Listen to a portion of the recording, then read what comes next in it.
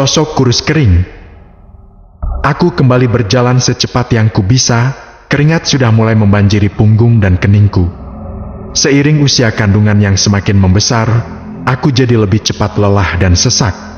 Ditambah lagi, bulu kuduku yang tak berhenti meremang sejak melihat sosok tadi. Bahkan sampai saat ini aku masih merasa ada yang mengikutiku dari belakang, namun aku tak berani menoleh. Untaian doa tak berhenti kuucapkan sembari memegang perut. Hari semakin gelap, diiringi petir dan kilatan cahaya pertanda hujan tak lama dia lagi akan turun mengguyur bumi. Suara jangkrik dan kawanannya terus bernyanyi dari kanan dan kiri jalan seakan meledekku yang kini pucat pasi ketakutan.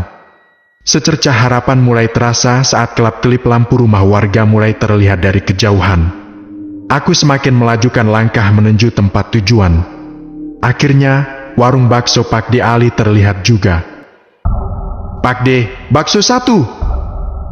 ucapku dengan nafas tersengal. Aku duduk di kursi pelanggan sembari menyeka keringat yang sejak tadi tak kunjung mengering. Pak De Ali terlihat sangat terkejut saat mengetahui jika akulah yang datang. "Ya Allah sih, kenapa keluar maghrib-maghrib seperti ini, Pak Mali? Kan kamu sedang mengandung," ucapnya dengan wajah tegang. "Asih ngidam bakso Pak De Ali sejak pagi," balasku dengan wajah tertunduk. Karena aku tahu betul apa yang kulakukan ini sangat fatal di desa ini. Setiap daerah pasti memiliki aturan masing-masing. "Kenapa tidak suruh Herman saja?" ungkapnya lagi dengan nada yang masih terdengar sedikit marah. "Mas Herman belum pulang Pak De. Kalau Yudarmi tahu kamu keluar maghrib-maghrib seperti ini, dia bisa marah besar." Pak De Ali menekan setiap kalimatnya. Aku hanya menunduk dan tak berani menimpali perkataannya. Dia menarik nafas kasar kemudian berlalu menuju gerobak bakso untuk meracik pesananku. Tak perlu waktu lama dia kembali dengan sekantong bakso di tangannya. "Tunggu saja dulu di sini sampai waktu Isya, nanti setelah tutup Pak De antarkan pulang. Tidak baik jika sekarang kamu pulang sendirian, apalagi maghrib-maghrib seperti ini," ucap Pak De Ali dengan memohon. Kulirik jam dinding yang tergantung di dinding warung. Jarum jam sudah menunjukkan pukul 6 kurang 5 menit. Itu artinya aku masih punya waktu 5 menit lagi untuk pulang. "Asih pulang saja Pak De. Masih 5 menit lagi menuju azan maghrib," jawabku sembari memberikan uang pecahan 10.000 pada laki-laki parubaya di hadapanku itu. Gegasku sambar sekantong bakso yang sudah tergeletak di meja tempatku duduk. "Jangan sih bahaya. Yang dimaksud jangan keluar maghrib itu bukan berarti pas azan maghrib saja, tapi sebelum dan sesudahnya. Seperti sekarang ini. Ini sudah masuk waktu maghrib. Apalagi jalan menuju rumahmu itu harus melewati rumah kosong itu. Rumah itu berbahaya untuk orang yang sedang mengandung sepertimu sih," ucapnya sembari menghalangi jalanku. "Tapi Pak De, jika Asih menunggu hingga waktu Isya, takutnya Ibu atau Mas Herman cemas mencari Asih. Nanti biar Pak De yang jelaskan pada Herman dan Yudarmi," ucapnya dengan penuh keyakinan. Tapi jujur saja aku masih tak setuju dengan pendapatnya. Jika Pak De Ali terus menahanku seperti ini, sudah pasti aku terlambat pulang dan berakhir dimarahi oleh Mas Herman dan Ibu. "Bakso satu Pak De," ucap seorang laki-laki yang tak ku kenal. "Iya sebentar. Sih, sekarang kamu duduk dulu di sini, jangan kemana-mana," pesan Pak De Ali sebelum dia meracik pesanan laki-laki tersebut. Aku hanya mengangguk mengiyakan. Tapi setelah aku lepas dari pandangannya, aku langsung berlari sekuat yang ku bisa. Aku tak ingin membuang-buang waktu lagi. Terdengar panggilan Pak De Ali dari warungnya tapi tak kuhiraukan. Rasanya aku lebih takut dengan omelan ibu mertua dibanding dengan pamal yang sedang kulanggar. Rintik hujan mulai terasa membasahi rambut dan bajuku. Sepertinya ini aba-aba jika hujan deras memang akan segera datang.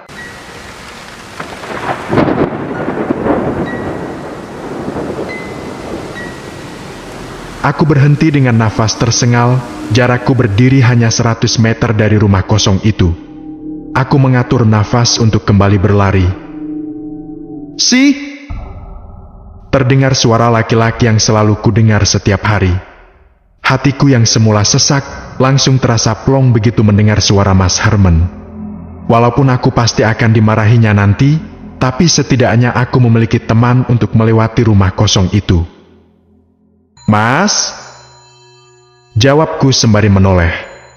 Ya, dia benar-benar Mas Herman, aku memekik kegirangan. Kenapa kamu keluar maghrib-maghrib seperti ini? Mas Herman melajukan langkahnya ke arahku. Asing ngidam bakso Pak De Ali, Mas. Tapi Mas tak kunjung pulang kerja, jadi asi beli sendiri. Jawabku dengan lirih. Seperti halnya dengan Pak De Ali, Mas Herman juga terlihat tegang lalu membuang nafas kesal. Ya sudah, sekarang kita pulang, tidak baik waktu seperti ini untuk ibu hamil seperti kamu. Iya Mas, syukurlah Mas Herman tak marah. Padahal dia biasanya sangat bawel walaupun dengan hal-hal kecil. Baru beberapa langkah berjalan, terdengar suara beduk yang dipukul dari masjid kemudian diiringi oleh suara azan yang berkumandang. Aku memegangi perutku saat kami benar-benar berada di depan rumah kosong itu. Tak lupa ku pegang dengan erat tangan Mas Herman untuk mengurai rasa takutku. Angin kencang-kencang yang terasa sangat dingin menerpa kulit, diiringi hujan yang begitu deras mengguyur bumi. Mau kemana, Mas? Tanyaku saat tangan yang dipegang Mas Herman ditarik menuju rumah kosong itu. Kamu gak lihat hujan deras begini? Kita berteduh dulu di sini sebentar. Nanti kamu sakit kalau kita maksa pulang. Jawab Mas Herman dengan sebelah tangan yang memayungi wajahnya. Tapi Mas, ini rumah kosong. Tak apa kan ada Mas, kamu gak sendiri. Jawabnya dengan santai. Kami berdiri tepat di depan pintu rumah kosong ini. Mataku mulai menyisir ke sekeliling, pikiranku kembali melayang pada sosok wanita berkebaya hitam yang kulihat tadi. Tapi saat ini ada Mas Herman jadi aku merasa terlindungi. Aku melepaskan peganganku pada Mas Herman karena ingin melipat tangan untuk menghalau rasa dingin. Bukannya semakin reda, hujan malam semakin deras diiringi petir dan angin yang begitu kencang, membuat badan kami terciprat air hujan walau sedang berteduh.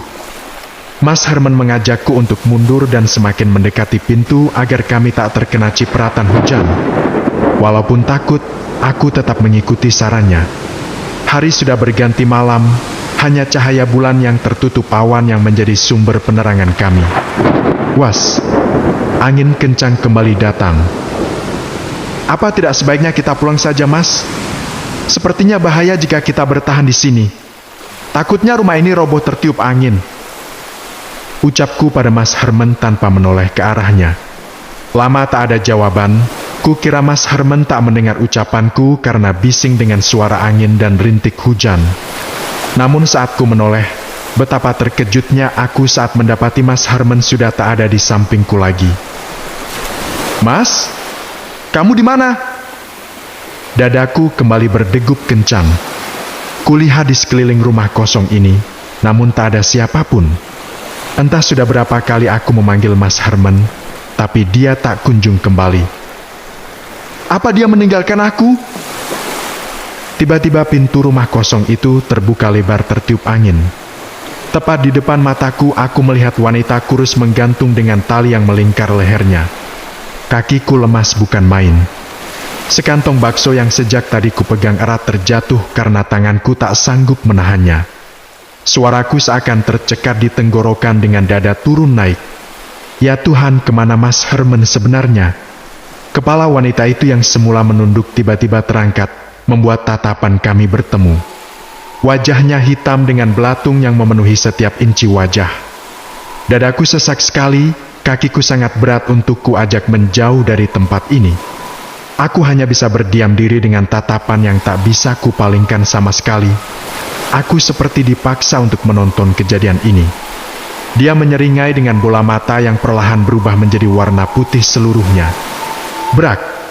Tali pengikat leher itu tiba-tiba terputus.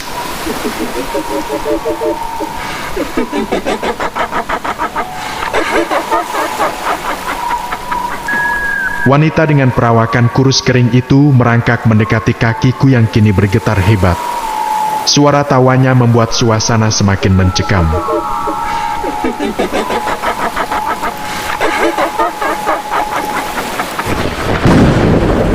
Suara petir akhirnya membuatku kembali tersadar dan bisa menggerakkan kaki ini kembali. Aku mulai berjalan cepat menuju jalan setapak. Sudah tak ku pedulikan lagi di mana keberadaan Mas Herman. Bahkan sekantong bakso yang sejak tadi aku idam-idamkan kini tak lagi ku pedulikan. Yang kupikirkan saat ini hanya menjauh dari rumah itu dan terbebas dari kejaran wanita kurus kering yang mengerikan. Aku berlari tunggang langgang di bawah guyuran hujan yang begitu deras dengan jalan setapak yang licin. Tak lupa ku pegang erat-erat perut buncit yang kini terasa kencang dan sakit. Setiap kali aku menoleh ke belakang, wanita itu selalu berada tak jauh di belakangku, padahal jelas-jelas dia berdiam diri tanpa merangkak atau berlari sedikit pun. Entah kenapa rasanya rumahku tak kunjung terlihat padahal aku sudah berlari sekencang yang ku bisa. Tolong! Tolong! Tolong!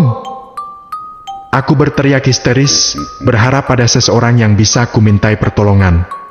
Walaupun ku sadar jika aku berada di hutan yang jauh dari pemukiman warga. Brak! Kakiku tak sengaja terpeleset akar pohon hingga aku jatuh tersungkur. Kulihat wanita itu berada di belakangku sembari menyeringai. Pergi! Pergi kamu! Biarkan saya pulang!